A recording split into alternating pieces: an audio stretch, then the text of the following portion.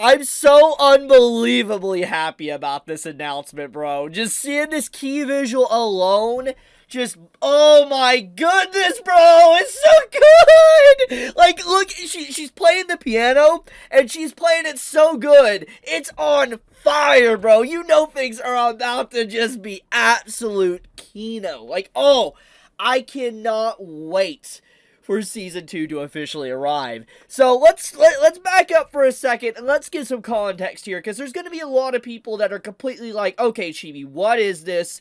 Why are you happy about this? Why are you excited? Well, we got to start from the very beginning. First off, this is called Saga of Tanya the Evil, a very special series in my heart and for a lot of people, and it is one of those series that's a part of Isekai Quartet. If you are someone that watches Isekai Quartet or is aware of it, you will know that Tanya is within that story. And the thing is that she's within that story, but she is one of the only characters, the main cast of characters within Isekai Quartet, that has never gotten a season 2, despite Overlord, despite ReZero, Konosuba, and even Shield Hero having continuations past season 1. Tanya is one of the only main cast members that does not have a follow-up season. And the last time we got anything for Tanya the Evil, as you can see here, was back in 2017. Now, to be fair, there was a movie that did come out, as you can see here, back in 2019, but even then, that was pretty much 6 years ago. It's been a very long time since we've had any form of new content of Tanya the Evil in anime form,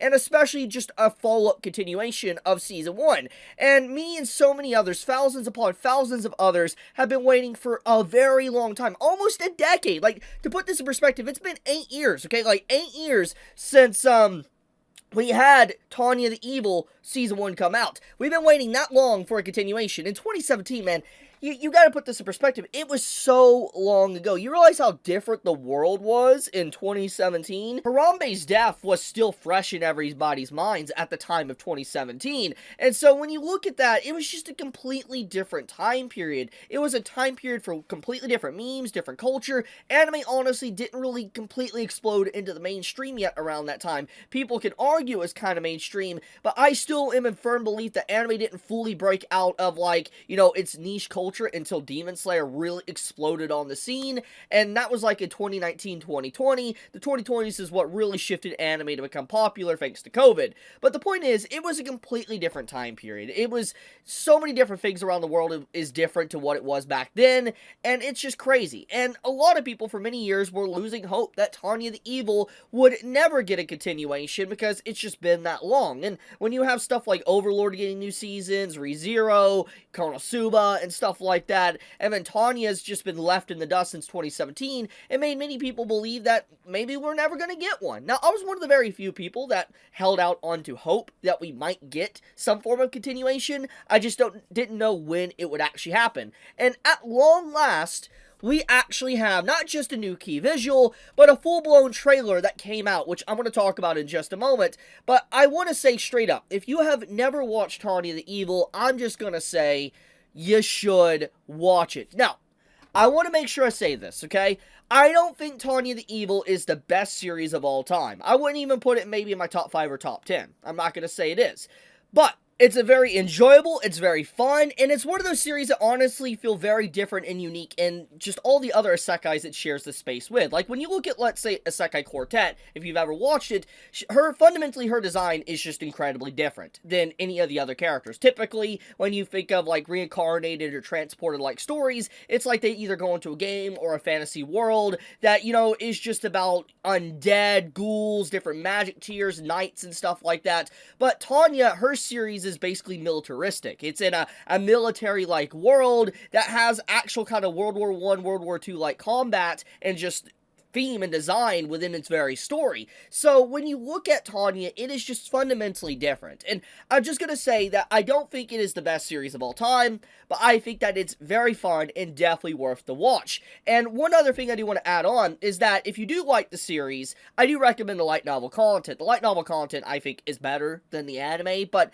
that's a common thing. Like, you know, when it comes to light novel content, typically it's going to be better than the anime for very obvious reasons, narration within the mind of the characters, getting to understand their psyche. There's going to be a lot of content that's potentially cut within the anime, and, that stuff happens with anything. Even masterpieces, they have cut content and stuff like that. So if you do like the anime, I do recommend diving into the light novel. Very good stuff.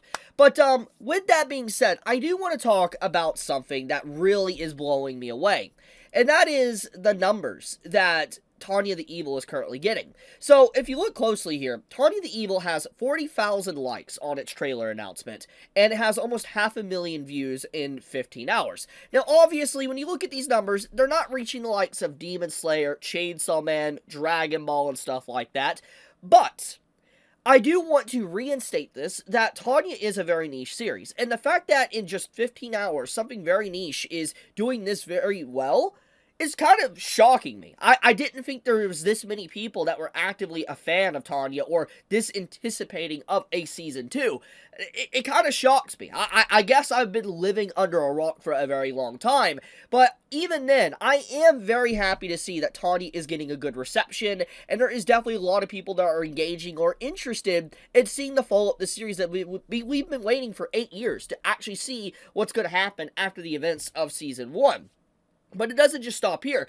If you go to the actual announcement trailer on Twitter, you can see that it has 1.5 million views on it, with almost 30,000 likes, 21,000 retweets. That's insane. There's a lot of people talking about this, and once again, this is just one post. This is not accounting for all the other people and all the other accounts that talk about anime news that's talking about this, and its viewer count and likes and stuff like that. So, yeah, Tanya is really doing well for a niche story, because it's like when you compare it to, let's say, Overlord, Konosuba, Re:Zero, even Shield Hero, I feel like Tanya is one of those series that would not be as recognized as the others. Maybe I'm wrong for that one, but I feel like a lot of people will instantly recognize, let's say, Ainzel Gone. People instantly recognize, like, Megami and, like, Cosmo or Aqua or Amelia or, Subaru, stuff like that.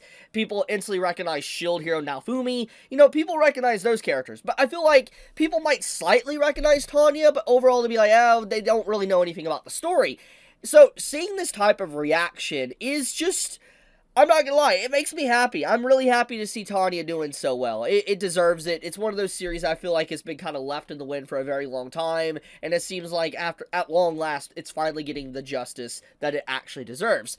Now, with that being said, enough with the sandbagging, let's talk about the actual trailer. So first off, the trailer that came out today is 1 minute and 42 seconds. A pretty long teaser trailer, honestly. I was not expecting such a lengthy trailer for its initial teaser PV announcement saying that's going to be coming out in 2026, which that's a good thing, that's a good sign. So, pretty much, yeah, it's going to be coming out in 2026, and judging by the product itself, I'm going to take an educated guess. The earliest we're going to see Tanya probably airing is probably in spring or summer of next year. I don't think it's going to be spring, though, and the reason why I think it's not going to be spring is because Re:Zero. Now, you might be thinking, okay, what's that have to do with it? But you gotta remember, Kanekawa is, kind of in control of not just, let's say, Tanya, but also Re:Zero. So, when you think about that, they probably don't want their two products overlapping with each other, maybe, upon release. I could be wrong there. So, I could definitely see Tanya coming out around summer of next year, when Re:Zero is kind of already really far deep into its Season 4 airing, so to speak. So, that's when I think that this is actually going to air. But as for the content within the trailer, there is a lot of goodies within this trailer, a lot of things of recap and stuff from previous seasons, and I'm just going to be completely blunt, guys.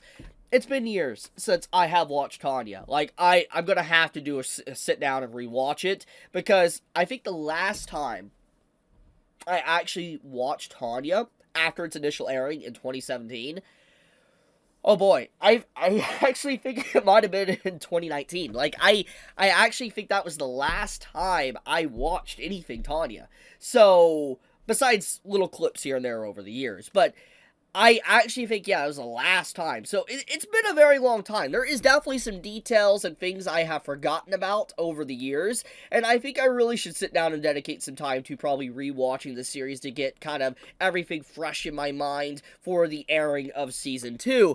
But, in general, I really just like this trailer. I like the art style from some of the new scenes I can apparently see. I could be wrong here. Maybe I'm wrong.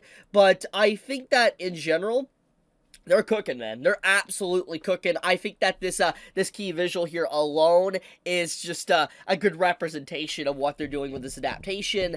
I hope they go all in. I hope that they show everything. There's no censored content. I hope that this is a phenomenal anime adaptation that finally puts Tanya on the map. That gets a lot of people to start talking about it because it deserves it. It's good. It's good. It's a good series.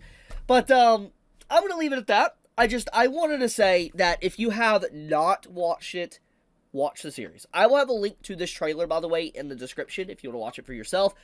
But I'll leave it at that. Thank you so much. If you enjoy my content, please subscribe, leave a like on the video, leave a comment, helps with the algorithm.